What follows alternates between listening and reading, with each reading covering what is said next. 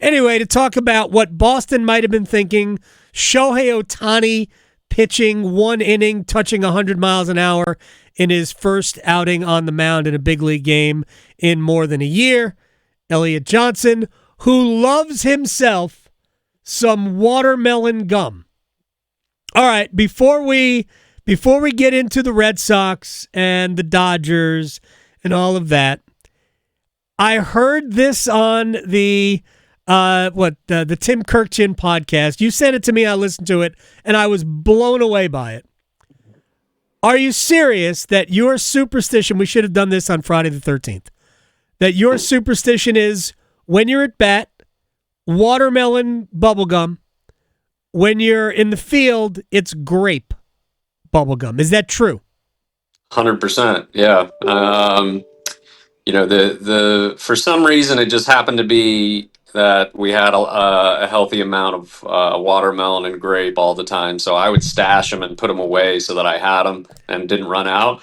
It just made me feel a lot more confident knowing I had watermelon in there. I think I had a really good game one day, and I just rolled with it the rest of my career.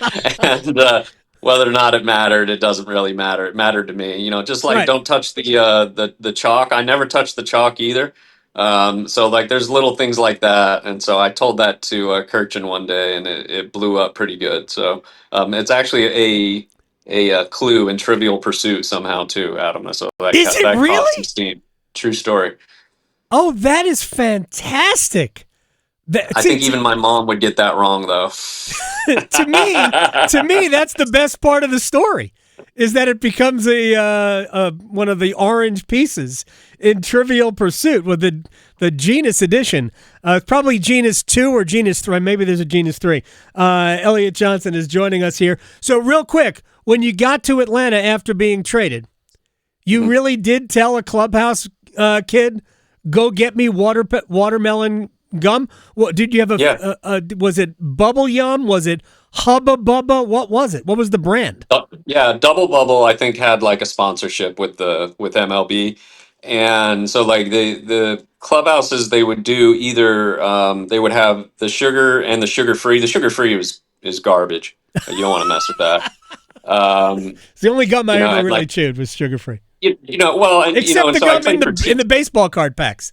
Right. Well, but okay, so like that stuff would come out and it'd be super stale, and you'd get to working on it, and finally it'd be okay, and it'd run out of flavor in about 5 seconds, right? Yeah. So like I played with Tito the next year, and what Tito would do is he'd get some chew, and he would wrap a bunch of the sugar free is what he liked because of the consistency and all that. That wasn't for me. I was never into all that junk, but really I did tell the clubby, like I went down there to the dugout my first day down there, and the bat boy, I told him, hey, you need to go run to the store, here's some money, whatever, go get the watermelon and grape, and don't mess around with this because this is important. Okay. And they off they went, and they brought it back for me, and we had it in the club, in the dugout, every game after that. That is phenomenal. Elliot Johnson is joining us here on the Adam Gold Show. All right, let's get to Rafael Devers. I keep pronouncing his name differently. I think it's Devers. It could be anything. This didn't start like a week ago. This has to go back all the way to the pursuit of Alex Bregman. Devers has been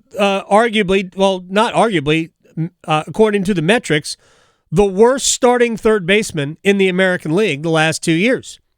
And Boston signs Alex Bregman to a free agent contract. He's been a great third baseman. Can also play second, and he offered to play second. But I think the Red Sox really wanted him to play third. And that, does it go back to that when it comes to the dissent that ultimately was created by Devers, who didn't want to switch to DH and then openly refused to fill in at first base after an injury? So it's a combination. You're right. There's a lot that goes into this. I would say it actually started when he inked that big deal back when Heim was still the GM. And I think that at the time he was under a lot of pressure because the team was underperforming. Yeah. Everybody was crying wolf. Keep in mind, he had moved Mookie Betts, okay, And that did not look good. Keep in mind, also, ownership demanded that they offload that contract because they knew they weren't going to win with that contract there. And him being a free agent and what it was going to cost to keep him, they had made their mind up that it was better for them to spend money on other players and other places so that they could field a more competitive team than giving Mookie all that money. Okay, so there's All a right, lot of things that are we're going going to have a into this. conversation about Mookie Betts in a second too. But Okay. let's move to Devers. My gosh. Okay. But so all this goes back to that. So he was under all that pressure. He signs Devers because they needed something at the time to get the fan base excited about. Hey, here's a long term piece that we're all excited about. Now his defense has regressed so badly. I mean, he is awful. Okay, he's terrible. Bregman is unbelievably good. Yeah. So what everybody needs to understand: for every offensive run you create, if you wash it away with a defensive run allowed, you're effectively a net neutral, and you're getting paid tens of millions of dollars. That's not good. That's stupid business. So everybody is getting worked up. Yes, he's a great baseball player. They're not understanding that he's basically created a cancer of sorts inside the clubhouse. He's not Big Poppy. He never will be. He's a great baseball player. There's no denying it, but it's not like he's advantageous to the defensive side of the baseball. And it's not like he's a leadership role in the clubhouse. So if you want to have and feel that way, what happened was his britches got a little bit too big, and his circle around him allowed him to say whatever was on his mind. Mm-hmm. He wasn't doing it the right way. You can say those things behind closed doors, but he was opening his mouth to the press, and that's when obviously the team decided it was better to ship him off for 4 players in return. Not the return is actually not bad. I'll Right. applaud. Posey going after him and getting him. The Giants need him in a big way. That's great. He's not going to play third for them either, by the way. But because Matt Chapman's one of the best third basemen in the game. He's definitely not playing third. He might play a little bit of first, but the Giants have Eldridge coming up, and he's good. So we'll see how that shakes out. He's probably going to DH. But he's a good hitter. He's not a great defensive player, and they decided it was better to move it than to continue on with this saga. It is what it is. It's funny. I've seen David Ortiz say I've reached out to the guy and he won't return my messages. I mean, David Ortiz. I mean, the guy. I mean, he is like in terms of he's like this generation's Yaz, right? I mean, Carl Yastrzemski. I mean, I know some people will say Carlton Fisk, but Yaz was only a Red Sox player. That to me, that's what David Ortiz is over the last 50 years. He is that guy in Boston. If you're gonna ghost him, I just don't get it. So let me go back to Mookie Betts, because to me, everything that Boston is going through now, and they've had good teams since trading Mookie Betts. They haven't certainly not won a title since they've traded Mookie Betts. I just don't understand. When you're Boston and you're not the Yankees and you're not the Dodgers, and maybe you're not the Mets, but you're right there. You have plenty of money. Well, a couple of years ago, Boston had the highest payroll in baseball. Mm-hmm. Right? I don't know, 5-6 years ago, the highest payroll in baseball. Might have been the 19 season. Like, how do you move on from a homegrown star who wanted to be there, who was a great right fielder, even though he could have played, he came up as a second baseman, and is now playing shortstop for the Dodgers? How do you move on from that guy and pretend it's for nothing else other than being cheap? Well, you nailed it. So it was actually about the luxury tax, Adam. So it ended up being ownership didn't want to have to pay the luxury tax to not bring in championships.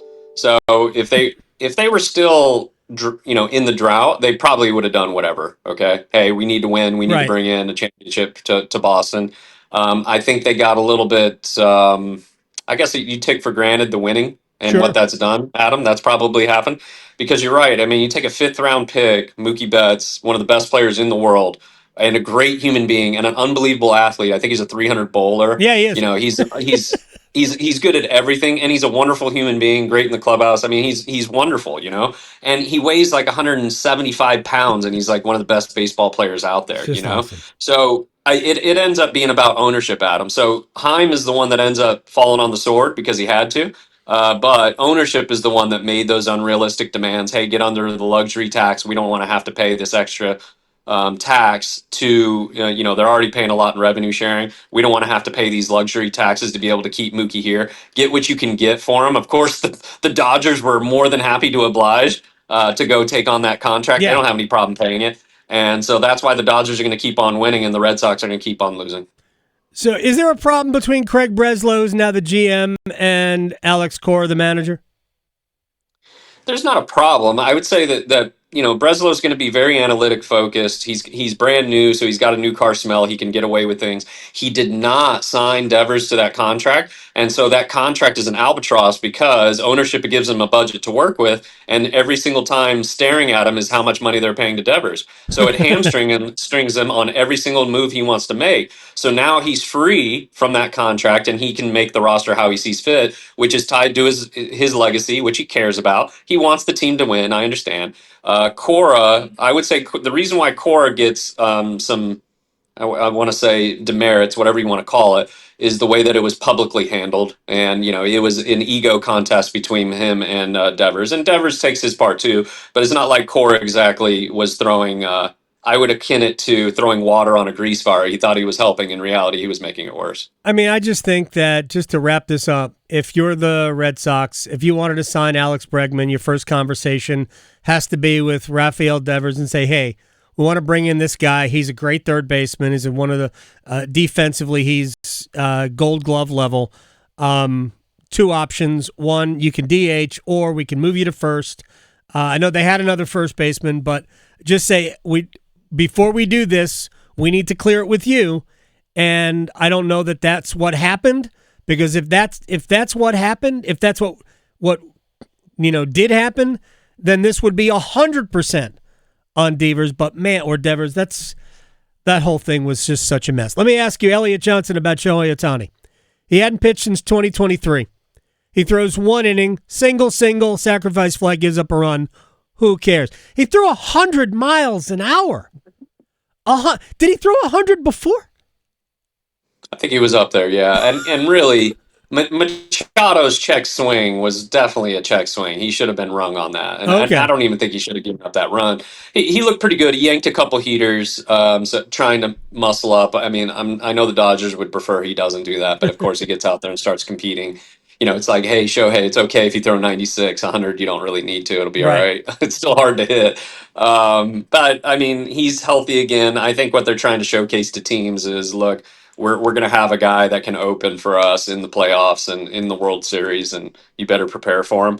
So, I mean, if I were them, I would just slowly ramp him up until he's ready to go, more in October than in September. Who cares?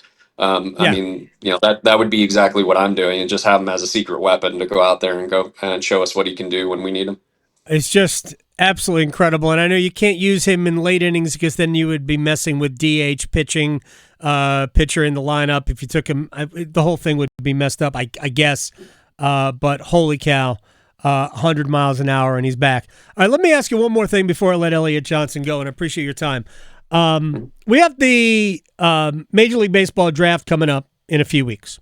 I think it's the 13th, 14th, right? Yep. 13th, 14th of July.